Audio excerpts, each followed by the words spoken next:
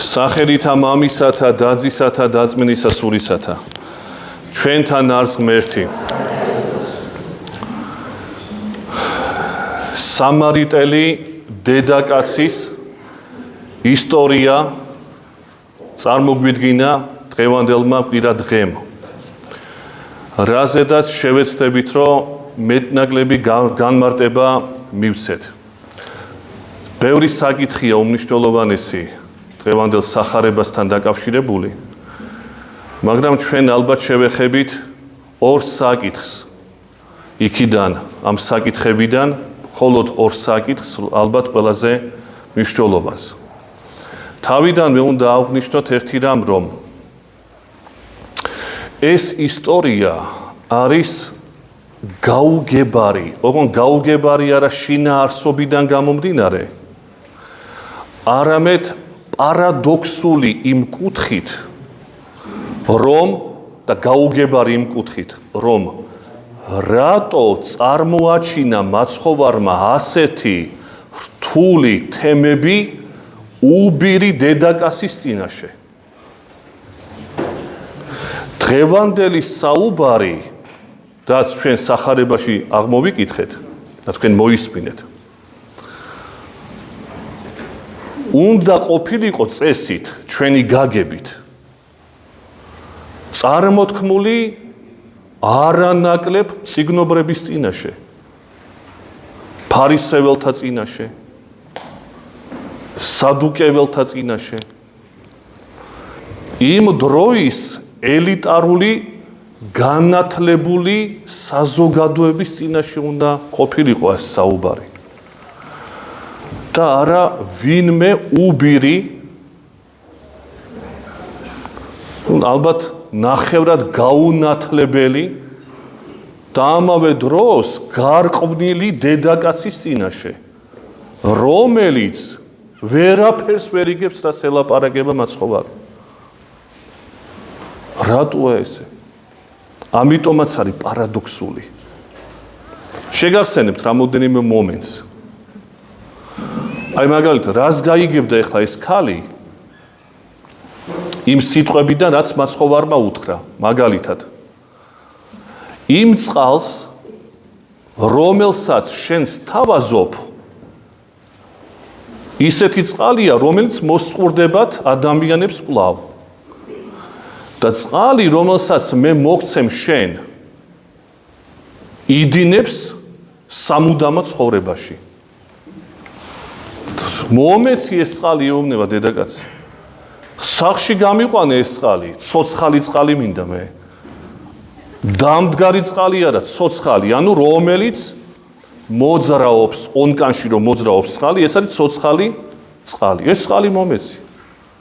მაცხოვარი რას ეუბნება და ეს დედაკაცი რას ელაპარაკება. ეს ერთი, ხა მეორე.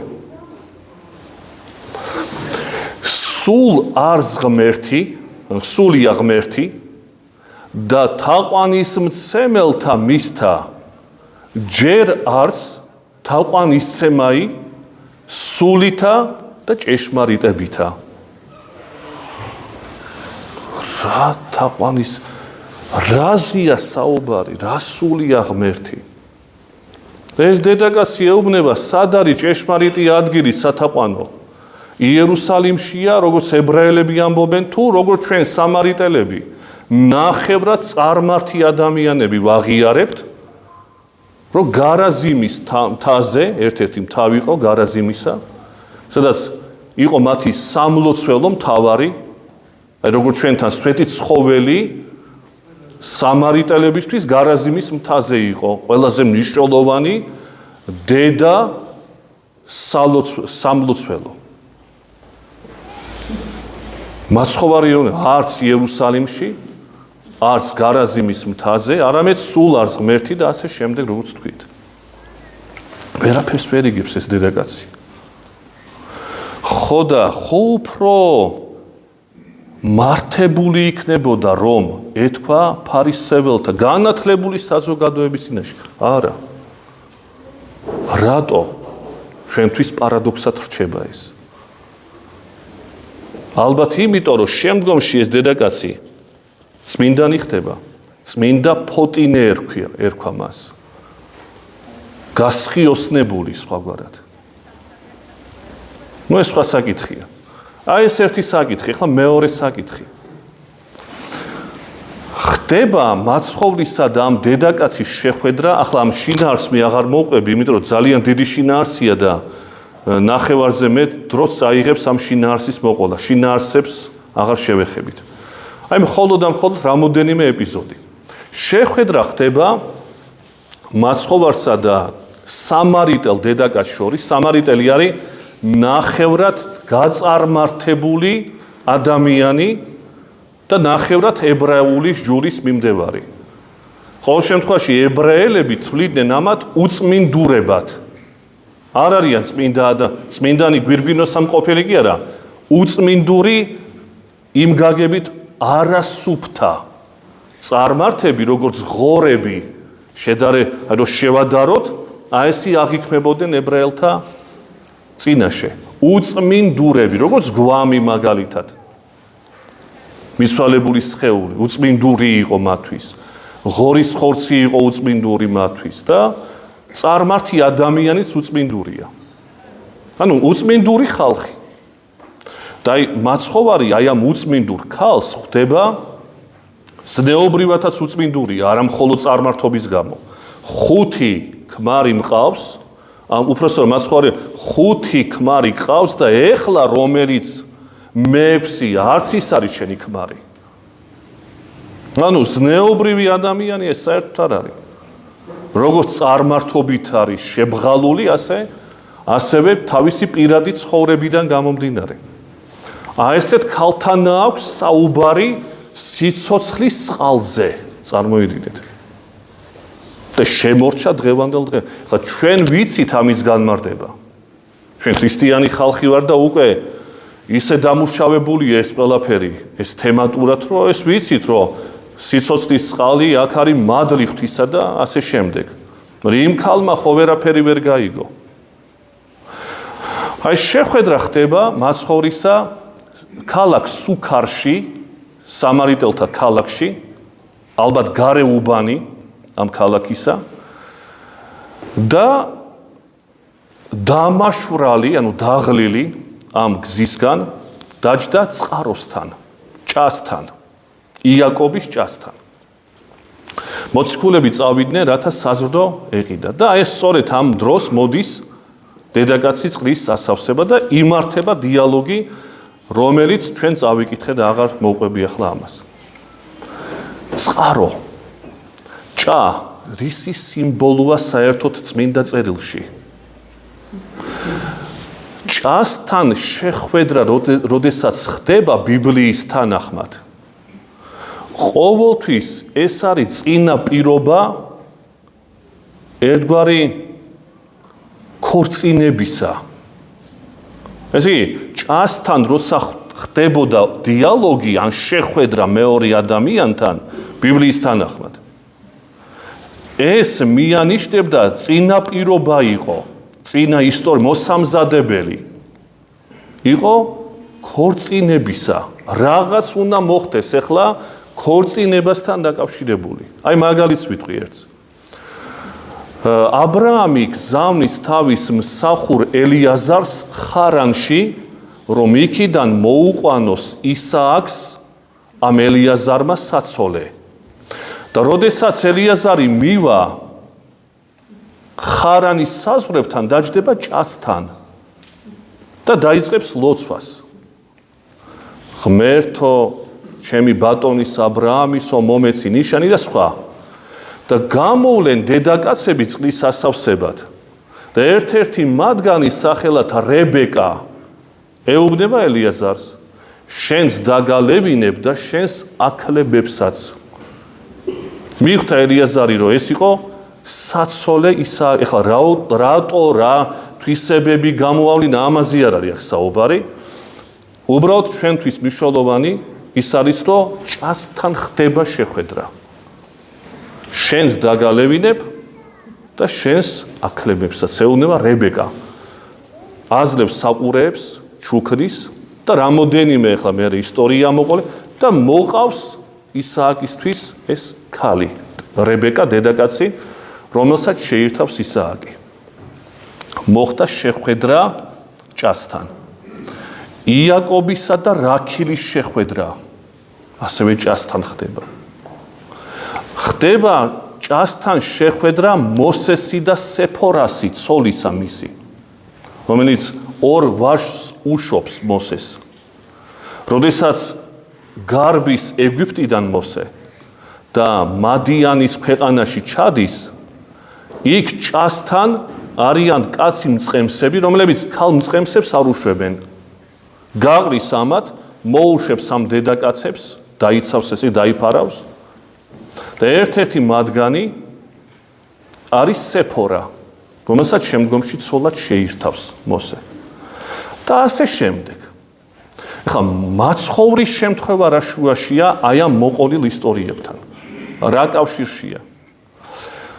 აქ არის სულიერი ქორწინება ღმერთსა და წარმართ ადამიანებს შორის. ეს დედაკაცი ხო წარმართია, ნახევრად წარმართი. ანუ ეს არის სიმბოლო, სახე სიმბოლო იმისა, რომ მაცხოვარი ეუბნება რას? ღმერთი, მე ვარ თქვენი დამბადებელი ყველა ადამიანის, როგორც ხურიასი, ასევე წარმართებისა. და თქვენ გარყვნილებაში რო ცხოვრობთ, მართლაც გარყვნილი იყო ეს ქალი, მაგრამ სულიერ გარყვნილებაზეა საუბარი აქ. რო ღალატობთ თქვენ ქმრებს, ისე როგორც ღმერთს ღალატობთ თქვენ.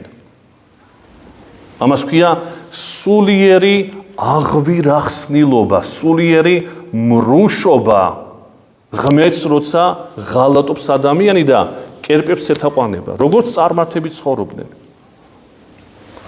აი ეს ყველაფერი უნდა მიატოვოთ და ჩემთან უნდა შეუღლდეთ თქვენ. კვლავ იმ ქმარს უნდა დაუბრუნდეთ, რომელიც კანონიური ქმარია თქვენი. სულიერი ქორწილი უნდა გაიმართოს წარმართ სულსა და ღმერთს შორის. ერთგვარი სულიერი ნადიმი ქორწილი იმართება მაცხოვარსა და აი ამ წარმართ სულს შორის, რაც დედაკაცის პიროვნებაში გამოიხატება. არა მხოლოდ დედაკაცთან ურთიერთობა, არამედ ყველა სამარიტელი მოიქცევა თქვენ. იცით, როდესაც მოდიან სამარიტელები და დავინახოთ რა ხდება როგორ, რას ეუბნებიან, რომ არა მხოლოდ შენი სიტყვებიდან გავიგეთ, რომ ეს მესია, არამედ უკვე დაველაპარაკე და ვიცანით, რომ მესიაა ჭეშმარიტი. ერთგვარი შეუღლება, სულიერი შეუღლება, ზეიმი, ნადიმი იმართება ღმერთსა და წარმართ ხალხს შორის. და ეს ჭა სწორედ ამის მაუწყებელია. ეს ერთი ეგზეგეტიკა და მეორე, უფრო ალბათ მნიშვნელოვანი. მაცხოვარი ამბობს სიტყვებს. როგორც მოგახსენეთ უკვე, ის წყალი, რომელსაც შენ სვამ და ადამიანები სვამენ, კვლავ მოუნდებათ მათ. მაგრამ რომელ წყალსაც მე მოგცემ შენ, ცხოვრებად საუკუნოდ იდინებს და აღარ მოსწურდება ადამიანს. ღვთისმადლია, როგორც აღვნიშნეთ.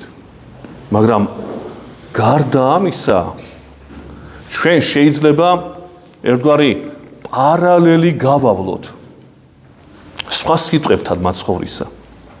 ეს სიტყვები არის მათეს სახარებაში მე-11 თავში 22 მუხლისა.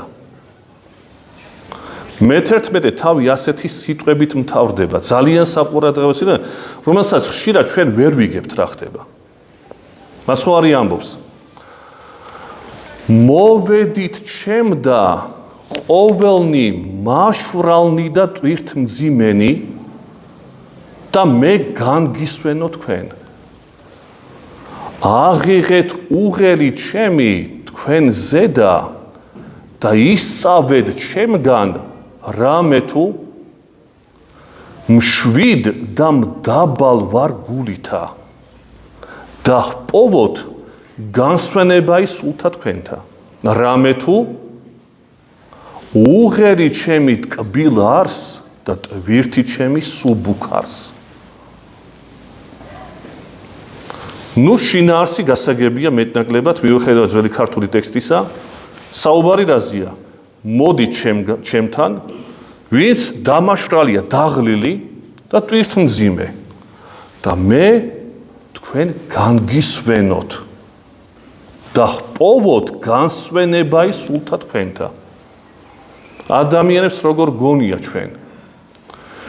მე ვარ დაღლილი ჩემი გაჭირვებით, მატერიალური გაგებით და როცა მაცხოვარს ვირწმუნებ, აი მოიხსნება პრობლემა. ვარ ავადმყოფი, დამძიმებული, დამაშვრალი, მაცხოვარს ვიწამებ, ყველაფერი მოგვარდება. რაღაცა პრობლემა მაქვს, საზრუნავი მაქვს, პრობლემები 1000 საფიქრალი, მაცხოვარი მომიხსნის, იმიტომ რომ პირდაპირ ამბობს აქ, მოვედი ჩემ და ყოველნი მაშვრალნი და ტვირთმძიმენი და ჰპოვოთ განსვენებაი სულთა თქვენთა. რაზეა საუბარი სინამდვილეში აქ? ეს არის პარალელური სიტყვები იმასთან, რაზედაც საუბარი დავიწყეთ.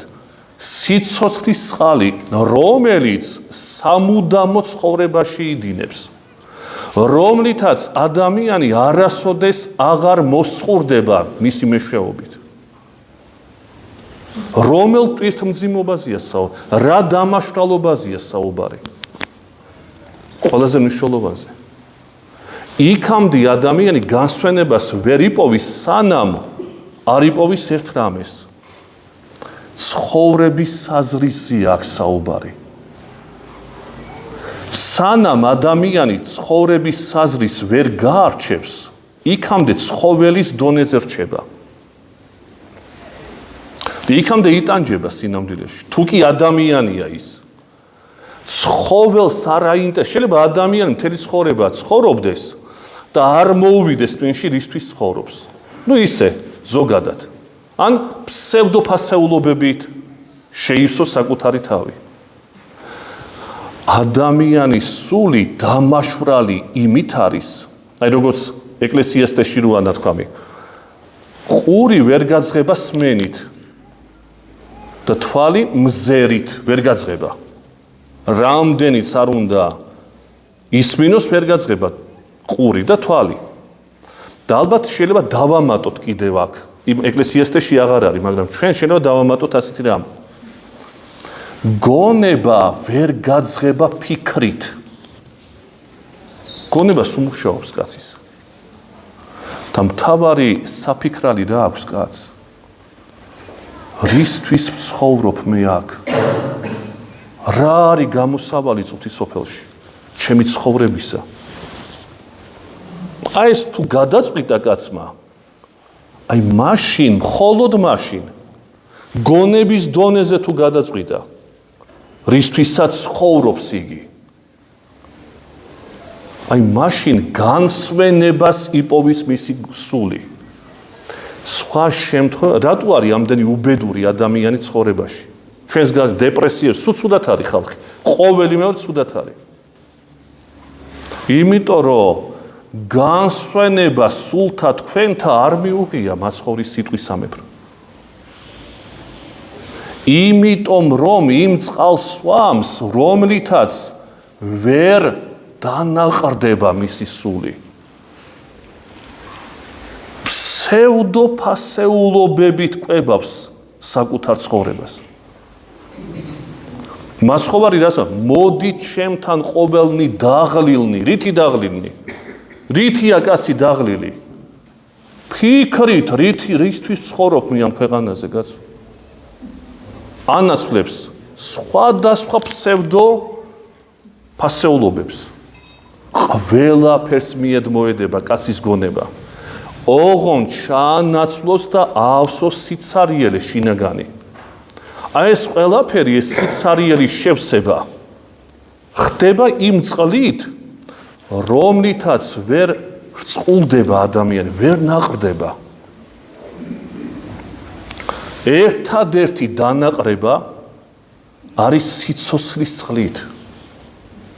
ერთადერთი დანაყრება განსვენება სულისა არის მაცხოვრის უღლის აღება. რას ნიშნავს ეს? მაცხოვარმა შემოიტანა უკვდავება და ქონდა ამაზე უამრავი საუბარი ჩვენ. გარდაცვალების პრინციპი შემოიტანა მან. რომ შენ ხარ ადამიანი უკვდავი და რასაც შენ აქ იქმ ყველაფერი გამოგადგება მომავალში. ეს არის შენი დროებითი ბაგაჟი, რომლითაც მთლიანობაში გაიხსნება მაცხოვრის სამეფოში, როცა შენ მიხვალ. და ეს უნდა იყოს შენი საზრუნავი. ეს არის სიცოცხლის წყლით დანაყრება. და არა იმ წყლით, რომელიც კვლავ და კვლავ მოგინდება. რატო უნდება ადამიანს, რატო არის დაუნაყრებელი ადამიანი? იმიტომ არის, რომ ფსევდოფასეულობას დანაყრება არ უწერია. იმიტომ რომ წარმავალია, იმიტომ რომ ხრწნადია, იმიტომ რომ მოკვდავია, დაშლადია. რა უნდა იყოს ისეთი მიზანი ამ ცხოვრებაში, რომელიც დაგანაყრებს? ვერაფერი. ვერაფერი. მინდა ჩემი ცხოვრების მიზანი არის ექიმი გავხდე. 40 წლისა გახდა, პროფესორია. მერე თავს იკლავს. ან ნარკომანი ხდება. იქ შეიძლება შეძვრეს, სადაც არის წამალი და ნარკომანი გახდეს. ან ლოთდება. ამოწუდა თავისი მიზანი და მაგიტო. იმიტომ რომ იმით დანაყრდა, რითიც არ უნდა დანაყრებულიყო. ეს უნდა ერთქვა, რომ ეს ჩემი საშუალებაა ამ წუთის სოფელში ყოფნისა. მაგრამ როდესაც შენ ფიქრობ, რომ იმ წყლით დანაყრდები, არ გიწერია ადამიანს ამით დანაყრება. იმიტომ რომ ამ წუთის სოფელში რჩება და ხრწნადია ყველაფერი. ერთადერთი სიცოცხლის წყალი არის მარადიული, რომელიც სხვაგან ვერსად ვერ იშოვება გარდა მაცხოვრისა. მაცხოვარმა მისცა სწორი ორიენტირი ადამიანებს. მიზანი ცხოვრებისა მხოლოდ მასშია. არისტოტელი ამბობდა ასეთ რამეს, აი წარმოიდგინე, წარმართი კაცი ქრისტეს შობამდე მეოთხე საუკუნეში მცხოვრები ალექსანდრე მაკედონელის მოძღვარი რას ამბობს ადამ? წარმართი არ აყავს ღმერთი, არც არაფერი არ ასამს, ფილოსოფოსი, უდიდესი გონება. რას ამბობს კაცი? ადამიანი ბედნიერი რომ იყოს ამ ქვეყანაზე, პირველ რიგში რა უნდა გადაწყვიტოს? ადამიანი რას ყვე? iPhone უნდა მქონდეს, კაცი იტყვის. ფული უნდა მქონდეს, კაცი იტყვის. ოჯახი უნდა შევქმნა, კაცი იტყვის. მანქანები მინდა, ექიმობა მინდა, პროფესორობა მინდა. არისტოტელე რას? აი არისტოტელეს რომ მოესმინა ეხლა, რასაც ჩვენ ვამბობთ, აი ეს რომ უნდა ადამიანს. იტყოდა რა, ქრისტიანი არ არის კაცი. თქვენ ცხოველები ხომ არა ხართ, კაცო? ეს ხო საცხოველეთია. რა დონის ჭკვიანი კაცი იყო ეს. მიუხედავად მისი არაქრისტიანობის. აბა რა უნდა გადაწყვიტოს კაცმა? პირველ რიგში, რომ ბედნიერი იყოს ცხოვრებაში. ეხლა იმას უკვდავება არ ასამს და მკვდართა აღდგინება და სხვა. ამბობს ასეთ რამეს. უნდა გაარკვიოს თავისი ტელოსი. არ დაიბნეთ, ტელოსი არის ბერძნული სიტყვა, ნიშნავს მიზანი. ტელეოლოგია აქედან არის. უნდა გაარჩიო პირველ რიგში, უნდა გაარჩიოს კაცმა დაისახოს თავისი მიზანი. რისთვისა ვარ მე ამ წუთის სოფელში? აი ეს უნდა გაარჩიოს ჯერ. და მერე აი თუ ამას სწორად იპოვის, მერე ყალიბდება თავისთავად დანარჩენი ყველაფერი. თავის ადგილზე დგება მერე დანარჩენი ყველაფერი. მაგრამ ადამიანის მიზანი თუ სწორი არ არის, ეს არის საწინდარი უბედურებისა. უბედურებას ვერ გადაარჩენ ადამიანს, თუ სწორი მიზანი არ გააჩნია მას. თუ მიზანი დასახული არ აქვს თავიდანვე. არა ქრისტიანმა კაცმა თქვა, არისტოტელემ. მიზანი სწორად არჩეული. მით უმეტეს ჩვენთვის როგორი მნიშვნელოვანია ეს. თუ მიზანი არის წარმავალი, მაშინ შენ კვლავ დამაშვრალობაში დარჩები. მარადიული თუ არ არის შენთან შეხებაში, ყოველთვის წყურვილით იქნები დატანჯული. იმიტომ რომ ამ წყურვილს ერთადერთი საშველი აქვს მარადიულობა. აი ამ ჭეშმარიტებებზე ელაპარაკება ამ დედაგაც. სიცოცხლის წყალზე, მადლმოსილებაზე, ერთადერთ ბედნიერ ცხოვრებაზე. ასე რომ, როდესაც ჩვენ ხედავთ საკუთარ თავში რაღაცა უბედურ მომენტებს, ან გარშემომყოფებში, რომ რაღაცა დეპრესიული ფონია, ან რაღაცა უბედურების მომტანია, უნდა ვიცოდეთ ყველა შემთხვევაში, რომ ადამიანს სწორი მიზანი დასახული არ აქვს. მას რო სწორი მიზანი ქონოდა, ამ დღეში არ იქნებოდა. იმიტომ რომ მაცხოვარმა თქვა, თუ ჩემ უღელს იტვირთავ, უღელი რა არის? მისი რწმენა, მისადმი რწმენა. ამას თუ იტვირთავ, ტკბილია იგი და ტვირთი არის მსუბუქი. იმიტომ რომ გადაწყვეტილია ყველაფერი ჩემ ცხოვრებაში ღმერთთან ერთად. მე აღარ ვიტანჯები, აღარა ვარ ტვირთ მძიმე. მაგრამ თუ ეს არ არის, მაშინ რაღაცია საუბარი. აი ჩვენ გვიკვირს, რატო ამდენი ავადმყოფი ფსიქიურად საზოგადოებაში. უმიზნობა, უღმერთობა ეძებენ იქ, სადაც დანაყრება არ არსებობს. მარად ითხოვს ის წყალი ჩამასხი და ჩამასხი. სანამ მარადისობასთან კავშირი არ იქნება. და აი მაშინ იქნება განსვენება ის სულთა თქვენთა. როდესაც ამ მიზნებს სწორად დასახულებს პასუხი გაეცემა. სხვა შემთხვევაში ადამიანი იტანჯება. არ იცის რა აკეთოს.